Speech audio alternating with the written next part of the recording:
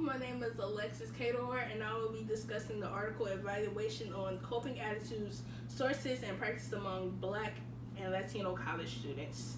To begin, I want to start off with the title. The title consists of 11 words, which are all consisted of the variables, which were coping attitudes and sources and practices, and Black and Latino college students. In regards to the abstract consisted of 1,744 words, and it was an empirical study, which means that theories and other observations was formed before this study. In regards to the purpose of this study, the purpose of this research was to identify Black and Latinos college concerns and their attitudes towards professional counseling, sources of support, and coping activities.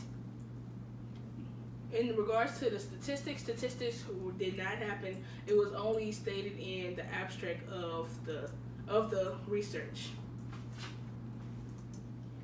In the previous research that was compared to this research study, there was previous research done that showed that Black and Latinos put a strong emphasis on family and social networks, and religion played a key role in influencing coping strategies.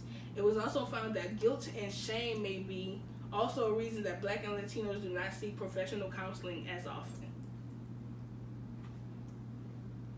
In regards to the references, the in-text citation did correspond with the references that was at the end of the study. And this was a synthesis. This was a synthesis because it concluded generalized information on existing knowledge and research that was done prior to this study happening. And the hypothesis to go with addressing to concerns on the coping the coping strategies and resources among Black and Latino students.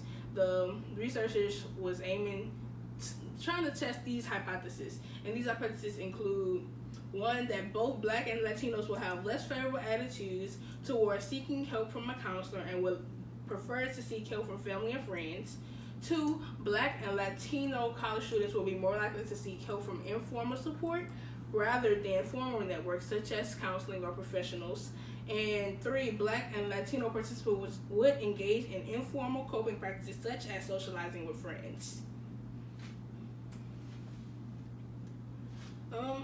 In regards to the methods, the participants that was used was 130 Black and Latino undergraduates, mostly juniors and seniors, and the college students was from 2 college campuses in New York, and they were mostly female.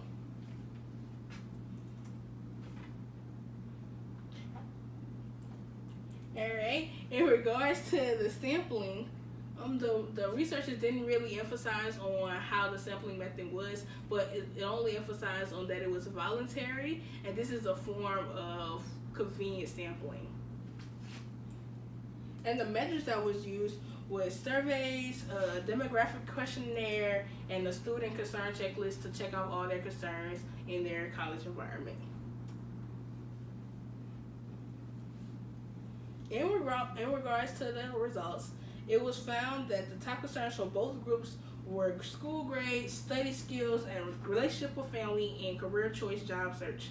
Both Black and Latino students believed that talking with their friends and talking with a significant other was a form of coping strategy.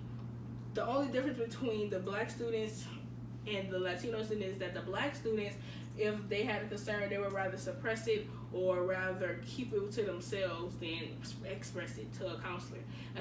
And Latinos, on the other hand, would rather go to a professional before keeping it to themselves. In regards to the percentages in the study, in regards to the results, percentages were used in the study, in the results of it, and it was only to show which percentage of students chose which concern or which students chose which coping strategy. Alright, and as far as the discussion goes, There were several limitations in the study. One of the limitations being that the sample size was small and that the sample could not be generalized for all Black and Latino college students. And another one was the sample consisted of mostly females, which created some type of bias. And the other factor is that the students were mostly Black students, freshmen, and Christians, which also created some type of bias.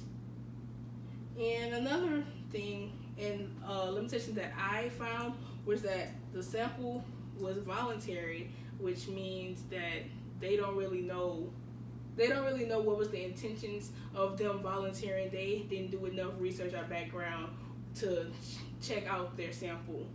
Another limitation for the study may have been that the voluntary sample identified themselves as Black or Latino.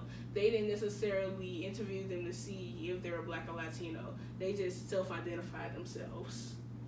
And another thing, as far as the future research, the researchers did emphasize that they did want their research to be used in further research, but they didn't explain how they wanted it to be used. They just wanted it to be used.